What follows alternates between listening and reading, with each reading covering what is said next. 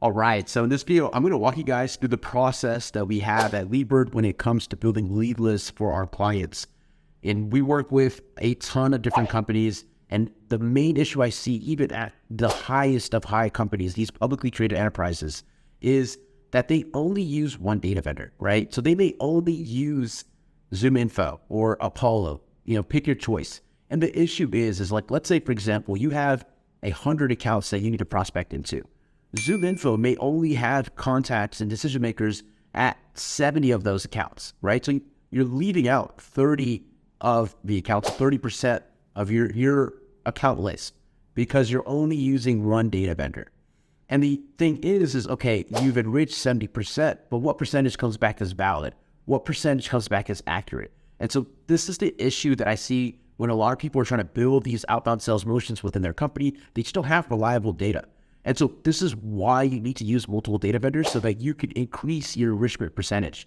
And so at Leaper, we use over 6 different data sources that we run our accounts through. So if I have 100 accounts, I'll run it through data source 1 and may get 60% back. I'll validate the data there and then take whatever isn't valid and run it through data source 2. And I'll kind of do that through all the different data sources I have to get the max potential, the max enrichment that I possibly can.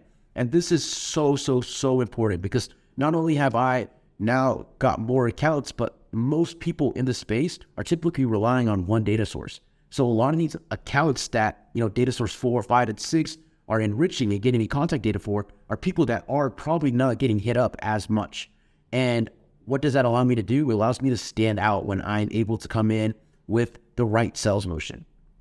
And so that is why you need to have a process where you're using multiple data vendors and you're using this process, which is called Waterfall Enrichment. So let me kind of explain how to set this up and kind of give you more details and things that I've kind of found out while, putting this practice in place at LeadBird. So let's say, for example, if Apollo is data source 1, the list is, may come back with 70% enrichment, but out of that 70%, only 20 to 30% may be truly valid, right? So I need to take that other 80% and run it through all the data sources. So this is why you need to have a validation step in between each step. So what I recommend is, after every data enrichment source that you're kind of running it through, you need to, in between, run it through Million Verifier to validate. And then you want to capture the valid emails and pass off the invalids and catch-alls to the next data enrichment source. And then what you want to do at the very end is just pass off all the catch-alls, which will typically be anywhere from 30 to 50% of your list, to Scrubby. And you're going to validate your catch-all emails through Scrubby. And this is also another golden nugget that you need to realize is that most marketers, rightfully so, will not email your catch-alls because roughly, I would say about 40 to 60% of your catch-alls will bounce. But if you use Scrubby, Scrubby is the only validation source on the market currently that can validate these catch-all emails. And so once again, you're just getting so much more data than your typical competitor. And this is honestly one of the main reasons why I recommend some of these bigger enterprises to work with lead generation agencies like our own, because you will get a lot more data and a lot more granular with your data when you work with us because we have access to so many different data sources. And so, there's tons of enrichment tools that are available. Deciding which ones to use really depends on what pricing you get. Right. And so, these are some of the most common ones that I prefer. Apollo's a great one. Drop Contact, Find Email, Tova, Hunter, Contact Out. They all vary in different prices. So it's kind of hard to identify which vendors that you should use because, if you buy in bulk at some of these vendors, you'll get better pricing. And so it kind of fluctuates. And you typically want to always start with your cheapest data vendor as your main data source. So data source 1 should be the cheapest one. And then you want to pass it on to the more expensive ones.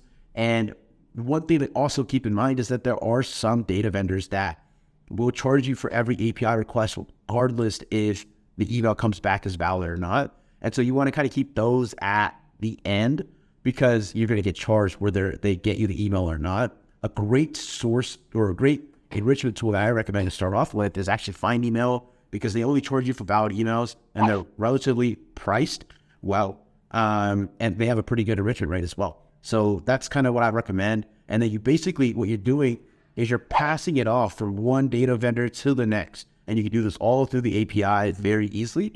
if you're not technical, what I recommend is signing up for bettercontacts.rocks. It's a new tool that I actually just found, and this is a really cool way of doing waterfall enrichment, because what they allow you to do is plug in your API keys for a lot of these data vendors that you'll see right here. And when you upload your list, it'll run them through all of it.